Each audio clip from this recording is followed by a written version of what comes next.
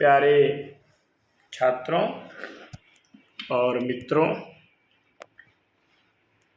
कई दिनों से भारतीय राज्य व्यवस्था के वीडियोस नहीं अपलोड हो पा रहे थे और आज कोशिश मेरी है कि 1858 से लेकर के 1919 तक के भारत सरकार अधिनियम को कवर किया जाए और इसके बाद मात्र 2 लेक्चर और रहेंगे। जिस तरह से इस 2 लेक्चर के पढ़ते ही पूरा भारत का संवैधानिक जो विकास है हम लोग कवर कर लेंगे और मेरा लक्ष्य यही था कि इस टॉपिक को बहुत ही अच्छे से कवर कराना, क्योंकि अक्सर ये देखा गया है कि छात्र इसको मन से पढ़ते नहीं हैं और यहाँ से प्रश्न जरूर बनता है। कोई ऐसी परीक्षा नहीं होगी प्रीलिम्स की, चाहे संघ लोक सेवा आयोग की हो चाहे राज्य लोक सेवा आयोग की हो, कि यहाँ से प्रश्न नहीं बनता है। तो शुरू करते हैं। भारत सरकार अधिनियम 1858। जब ये 1858 का अधिनियम पारित होने की स्थिति थी तो उस समय वहाँ के प्रधानमंत्री अर्थात ब्रिटेन के जो प्रधानमंत्री थे लॉर्ड पार्मिस्टन थे। उन्होंने इस विधेयक को तो संसद में पेश कर दिया, परंतु कुछ कारणवश उन्हें त्याग पत्र देना पड़ा और उनके स्थान पर लॉर्ड डर्बी प्रधानमंत्री बने। महारानी विक्टोरिया ने इस अधिनियम की स्वीकृति प्रदान करी और इस अधिनियम की प्रमुख लाने के पीछे प्रमुख बात ये थी कि भारत में जो 1857 की क्रांति हुई थी वो ऐसी घटना अब न हो, उसको रोका जाए।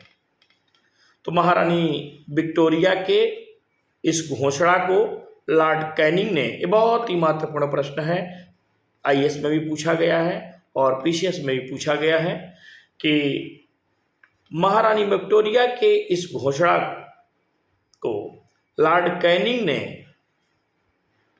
इलाहाबाद में 1 नवंबर 1858 को पढ़ा। मतलब इस अधिनियम को जब घोषित हुआ, लागू हुआ, तो लॉर्ड कैनिंग जो उस समय भारत के गवर्नर जनरल थे, इलाहाबाद में इस घोषणा को 1 नवंबर 1858 को पढ़े। तो यहाँ से 4 प्रश्न बन सकता है। कौन पढ़ा? Lord Canning. कहाँ पढ़े? इलाहाबाद। कब पढ़े? 1 नवंबर 1858। और उस समय महारानी कौन थी ब्रिटेन की? महारानी विक्टोरिया। इसमें एक महत्वपूर्ण बात यह थी कि निदेशक मंडल तथा नियंत्रक मंडल को समाप्त कर दिया गया। इस अधिनियम के अनुसार निदेशक मंडल तथा नियंत्रक मंडल को समाप्त कर दिया गया और समस्त अधिकार, निदेशक मंडल और नियंत्रक मंडल के समस्त अधिकार को भारत सचिव को दे दिया गया। ये महत्वपूर्ण बात है कि अर्थात भारत सचिव जो पद सृजित हुआ किस अधिनियम के तहत होता है? तो 1858। और भारत सचिव कौन होगा?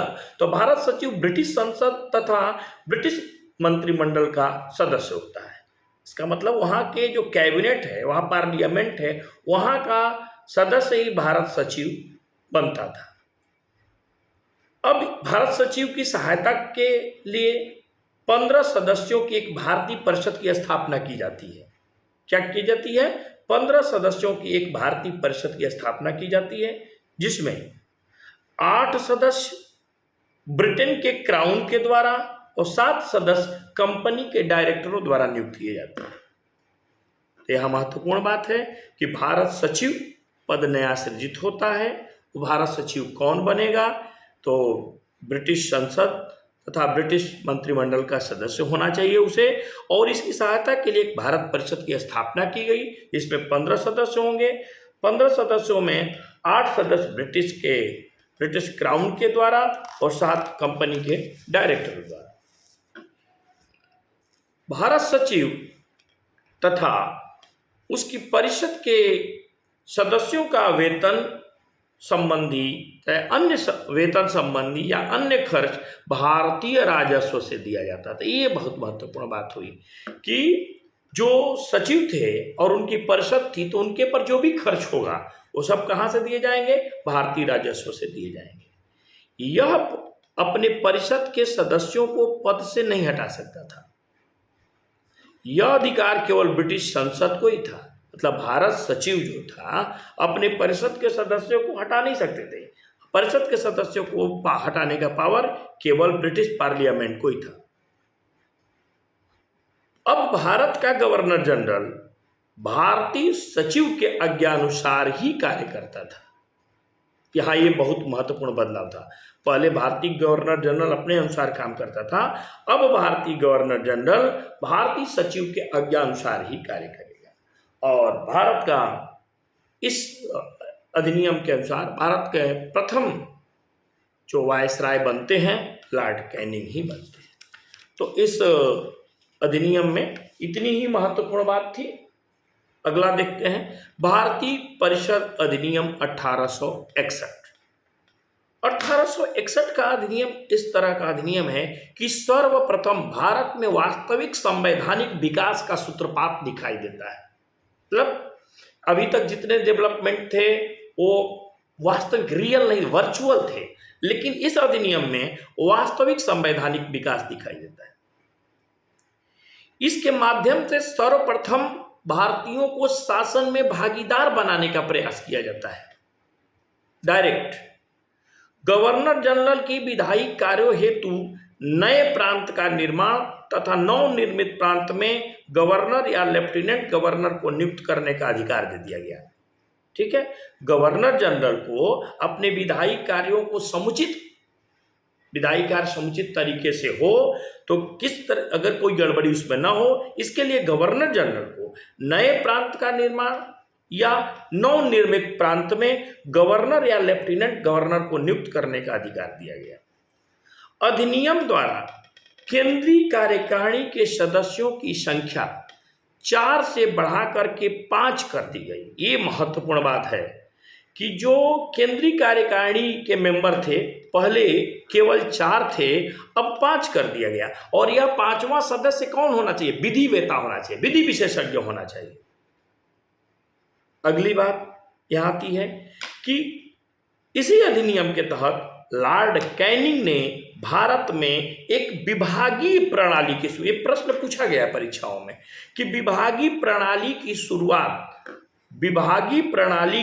शुरुआत जिसे कहा जाता ना, इस विभाग का मंत्री कौन है, इस विभाग का मंत्री कौन है, फलाना विभाग का, रेल विभाग का, इस तरह की बात। तो सर्वप्रथम विभागीय प्रणाली की शुरुआत लॉर्ड कैनिंग ने ही करी थी और इसी अधिनियम के तहत करी थी। कौन सा अधिनियम? 1861। कैनिंग ने विभिन्न विभाग भिन्न सदस्यों को दिया और उस विभाग को उचित देखरेख के लिए, उचित प्रशासनिक देखरेख के लिए मंत्रिमंडलीय व्यवस्था की शुरू करी। अर्थात मंत्रिमंडलीय व्यवस्था की नींव 1861 के अधिनियम के द्वारा ही दिखाई पड़ती है। इसीलिए कहा जाता है कि यह अधिनियम संवैधानिक विकास का वास्तविक सूत्रपात करता है। गवर्नर जनरल भारत की शांति, सुरक्षा और ब्रिटिश हितों के लिए परिषद की बहुमत की उपेक्षा कर सकता था। ऐसा नहीं है गवर्नर जनरल भारत में शांति हो, चाहे सुरक्षा हो, चाहे ब्रिटिश सरकार की हित के लिए जो परिषद थी 15 सदस्यीय, उनकी बहुमत की बात माने, इच्छा है उसकी नहीं भी मान सकता है। इसी एक्ट के तहत बंगाल, उत्तर पश्चिम प्रांत एवं पंजाब में 1862 में, 1886 में, 1897 में विधान परिषदों की स्थापना हुई। अर्थात बंगाल में 1862 में, उत्तर पश्चिम प्रांत में 1886 में और पंजाब में 1897 में विधान परिषद की स्थापना होती है। ये प्रश्न मेंस में आ सकता है कि 1861 का अधिनियम किस प्रकार से संवैधानिक विकास के लिए महत्वपूर्ण है? तो क्या क्या पॉइंट दिया जा सकता है? तो पहला पॉइंट दिया जा सकता है कि पहली बार विधि निर्माण में भारतीयों का सहयोग लिया जाने लगा। दूसरा, प्रथम बार गैर सरकारी सदस्यों की नियुक्ति की गई। केंद्रीकरण के स्थान पर विकेंद्रीकरण की नीति का शुरुआत किया गया। कई प्रांतों में विधान परिषदों की स्थापना की जाने लगी। बंबई मद्रास प्रांत में भी विधि निर्माण की शक्ति पुनः बहाल की कर दी गई थी, जो पहले बंद की कर दी गई थी। केवल बंगाल को ऐसा पावर था, लेकिन इसी एक्ट के तहत बंबई और मद्रास प्रांतों को भी विधि निर्माण की शक्ति प्रदान कर दी। अगला अधिनियम आता है भारतीय परिषद अधिनियम 1892। इस अधिनियम की सबसे प्रमुख विशेषता ये थी कि निर्वाचन पद्धति आरंभ कर दी, निर्वाचन पद्धति को आरंभ किया गया। दूसरी महत्वपूर्ण बात ये थी कि भारतीय सदस्यों को बजट पर बहस करने तथा प्रश्न पूछने का अधिकार दे दिया गया, लेकिन जब मतदान होगा तो मतदान भी नहीं करेंगे और किसी प्रकार के सप्लीमेंट्री अथवा अनुपूरक प्रश्न भी नहीं पूछेंगे, लेकिन बजट पर प्रश्न पूछ सकते हैं, बहस भी कर सकते हैं। तो ये पूछा गया है परीक्षाओं में दोनों कि निर्वाचन पद्धति का आरंभ किस अधिनियम से होता है? तो 1892 से। अगला 1909 का अधिनियम।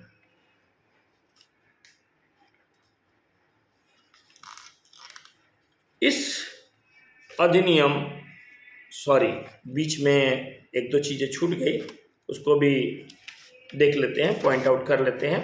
1873 का अधिनियम। इस अधिनियम के अनुसार ईस्ट इंडिया कंपनी को किसी भी समय भंग किया जा सकता है, यह बात हुई। और प्रश्न बहुत ही इंपॉर्टेंट है कि ब्रिटिश ईस्ट इंडिया कंपनी को भंग कब कर दिया गया? 1 जनवरी 1884 को। एक और अधिनियम बीच में आता है, शाही अधिनियम 1876।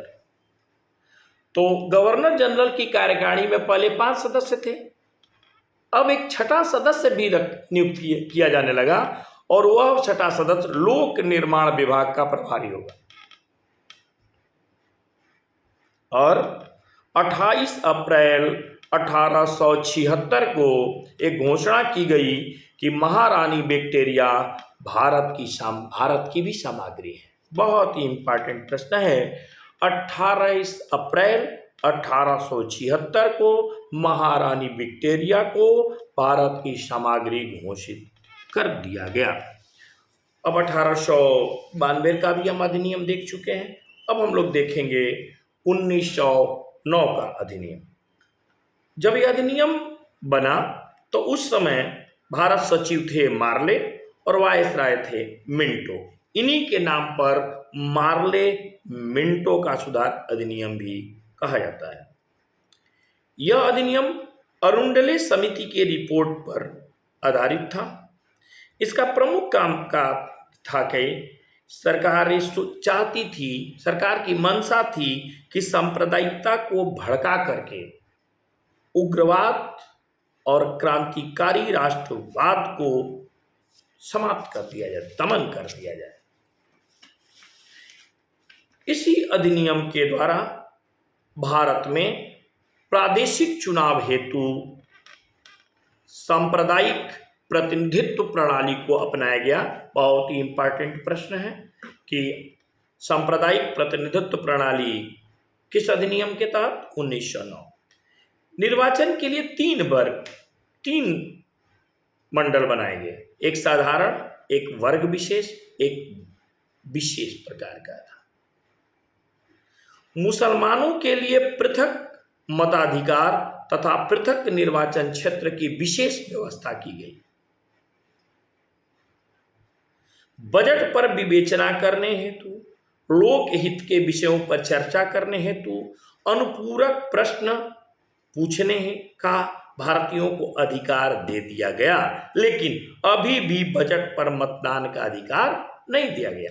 अनुपूरक प्रश्न पूछने का अधिकार दे दिया गया, जो 1892 में नहीं था, लेकिन बजट पर मतदान करने का अधिकार अभी भी भारतीयों को नहीं दिया गया। एक बहुत महत्वपूर्ण प्रश्न यहां से बनता है और पूछा भी गया परीक्षा में।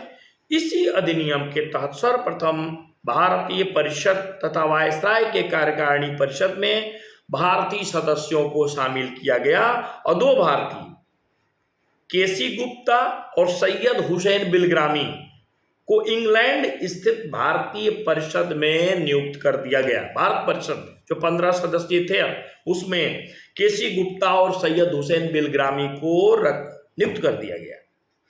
और वायसराय के कार्यकारिणी में एक विधिक सदस्य के रूप में एसपी सिन्हा को नियुक्त किया गया। बहुत बार प्रश्न पूछा गया है कि वायसराय की जो कार्यकारिणी परिषद थी, उसमें विधिक सदस्य के रूप में सर्वप्रथम किसको नियुक्त किया गया? तो एसपी सिन्हा को, जिन्हें बाद में लॉर्ड की भी उपाधि दी गई। तो बहुत ही ये महत्वपूर्ण तथ्य थे। अब हम लोग आगे देखेंगे बहुत बहुत बहुत इंपॉर्टेंट परीक्षा के लिए 1919 का अधिनियम। 1919 का अधिनियम जब बनता है तो उस समय भारत सचिव जो रहते हैं मॉन्टेग्यू और वायसराय रहते हैं चेम्सफोर्ड। तो 20 अगस्त 1917 को ब्रिटिश सरकार के प्रस्तावित सुधारों के लिए मॉन्टेग्यू ने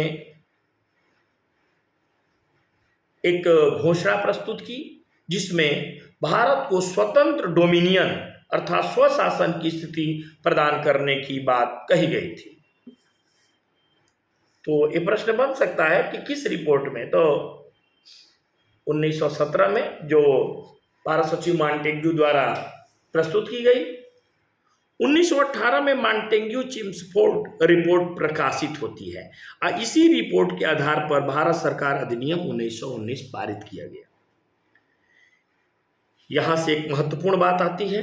इस अधिनियम में सर्वप्रथम उत्तरदायी शासन, देखिए उत्तरदायी शासन शब्द किस अधिनियम के तहत जोड़ा गया जाता है? तो 1919 के अधिनियम द्वारा। 1793 से जो भारत के प्रशासन के लिए भारत के राजस्व जो खर्च दिया जाता था उसको बंद कर दिया गया। अब यह ब्रिटिश राजस्व से दिया जाने लगा। भारत सचिव की सहायता के लिए एक हाई कमिश्नर की नियुक्ति की गई और प्रत्यक्ष चुनाव प्रणाली को अपनाया गया और महिलाओं को भी मत देने का अधिकार प्रदान किया गया। जो सांप्रदायिक आधार 1909 में आया था उसका और विस्तार कर दिया गया। अब मुसलमानों के अलावा सिखों, ईसाइयों, आंग्ल भारतीय तथा यूरोपियों पर भी लागू है। प्रश्न पूछा गया है। तो मुसलमानों के अलावा किसको किसको रखा गया? सिखों को, ईसाइयों को, आंग्ल भारतीय तथा यूरोपियों पर भी लागू कर दिया गया। ये जो जिस चीज के लिए यह अधिनियम महत्वपूर्ण है वो यह है कि प्रांतों में दैध शासन की स्थापना की गई। अब दैध शासन क्या होता है इसको थोड़ा समझेंगे। अक्सर दैध शासन हम लोग रट लेते हैं, तो दैध शासन है क्या? दैध शासन का मतलब ये था कि प्रांतीय शासन के लिए जो जितने विषय निर्धारित थे, जिन जिन विषयों पर काम किया जा सकता था, उनको 2 भाग में विभाजित कर दिया गया, सुरक्षित विषय और हस्तांतरित विषय। सुरक्षित विषय गवर्नर जनरल तथा उसकी परिषद के हाथ में थे और हस्तांतरित विषय गवर्नर जनरल तथा भारतीय जो कैबिनेट थी, इंडियन कैबिनेट जो थी, उनके हाथ में था। ये महत्वपूर्ण बात थी कि जो विषय वस्तु थे, जिन विषयों पर शासन किया जाएगा, जिन विषयों को रखा जाएगा, जिस तरह से भारत जिन जिन विषयों से भारत की स्थिति को संभाला जाएगा, उसको दो भागों में बांट दिया गया, सुरक्षित और हस्तांतरित। सुरक्षित विषय का कमान गवर्नर जनरल तथा उसकी परिषद के हाथ में था, और हस्तांतरित विषय गवर्नर जनरल तथा उसकी कैबिनेट के हाथ में था। सुरक्षित विषय जो गवर्नर और उसकी परिषद के हाथ में थी, यह व्यवस्थापिका के प्रति उत्तरदायी नहीं थी। तो बात तो एकदम क्लियर हो गया कि दैश शासन का अर्थ क्या है। पुनः इसमें यह कहा गया कि केंद्र में द्विसदनात्मक, दो सदन अब होंगे, अर्थात केंद्रीय विधान परिषद दो भाग में बट गई, पहला राज्य परिषद, दूसरा विधानसभा। राज्य परिषद को उच्च सदन कहा जाने लगा और विधानसभा को निम्न सदन। दोनों सदनों की शक्तियां समान थी, लेकिन बजट पर स्वीकृति केवल निम्न सदन ही देती थी। राज्य परिषद में अर्थात उच्च सदन में 60 सदस्य थे और निम्न सदन अर्थात विधानसभा में 145। ये जो द्वैत शासन था, 1 अप्रैल 1921 में बंगाल, मद्रास, बंबई, उत्तर प्रदेश, पंजाब, बिहार, ओडिशा, मध्य प्रदेश, असम अर्थात 9 प्रांतों में लागू हो गया। 1923 में बर्मा में और 1932 में उत्तर पश्चिम प्रांत अर्थात दैश शासन सबसे अंत में उत्तर पश्चिम प्रांत में, उत्तर पश्चिम सीमांत प्रांत में लागू किया गया। इसी अधिनियम के तहत केंद्रीय बजट को राज्य बजट से पृथक कर दिया गया। और सबसे महत्वपूर्ण एक प्रश्न यहाँ बनता है कि भारत में एक लोक सेवा आयोग होगा, इसी अधिनियम के तहत व्यवस्था की गई और भारतीय सचिव को भारत का महालेखा परीक्षक नियुक्त किया गया। तो प्यारे मित्रों, छात्रों, आप सभी को रक्षाबंधन की अग्रिम शुभकामनाएं। और 1919 तक के अधिनियम को हम लोग कंप्लीट किए। इसके बाद हम लोग कृषि में 1935 का अधिनियम देखेंगे, अगस्त प्रस्ताव देखेंगे, क्रिप्स मिशन देखेंगे, माउंटबेटन योजना देखेंगे। तो 2 लेक्चर और साथ में साइमन कमीशन को भी देख लेंगे। तो इतनी बातें लगभग, और हमारे मोटा मोटी 7-8 बातें अभी बाकी हैं, जैसे साइमन कमीशन, 1935 का अधिनियम, अगस्त प्रस्ताव, शिमला समझौता, Cripps mission, cabinet mission, Mountbatten योजना, यही बाकी है। तो 2 लेक्चर और होगा। तो हम लोग 1793 से लेकर के 1947 का अधिनियम को अच्छे से पढ़ लेंगे। और कोई ऐसी परीक्षा नहीं है कि जहाँ से यहाँ प्रश्न नहीं बनते हैं। तो आप सभी से अपील है कि चैनल को सब्सक्राइब करिए, लाइक करिए, अधिक से अधिक अग्रेसित करिए, फॉरवर्ड करिए, शेयर करिए, जिससे कि मेरा भी उत्साह बना रहे। और मैं चाहूँगा कि और इससे भी बढ़िया हम वीडियो बना सकें। जो भी कमियां हो ज़रूर रेखांकित करें, बताएं। Thank you.